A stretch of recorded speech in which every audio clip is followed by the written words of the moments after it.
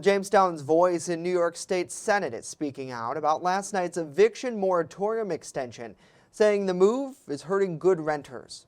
The Democratic-led legislator voted to extend the eviction and foreclosure freeze for commercial and residential tenants who fell behind on their rent because of hardship caused by the pandemic.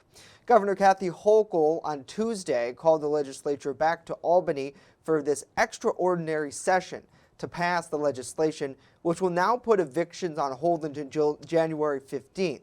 Now, under the legislation, courts will be able to look up whether a tenant has applied for assistance, and landlords will be able to seek proceedings against them who are, quote, a nuisance or has inflicted substantial damage to their property. Senator George Borrello and Assemblyman Andy Goodell, who both represent Chautauqua County, voted against the measure. In the end, Borrello tells us this is only going to hurt good tenants who actually pay their rent. It's the people who rent that will suffer the most because there will be less choices. There'll be less availability, which we already have a problem with prior to the pandemic here in Western New York and throughout upstate New York.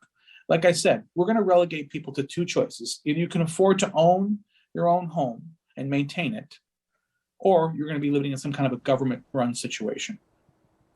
The U.S. Supreme Court last week nixed part of the moratorium that allowed tenants to pause eviction proceedings. The state's previous moratorium included foreclosure protections for property owners, also previously expired Tuesday.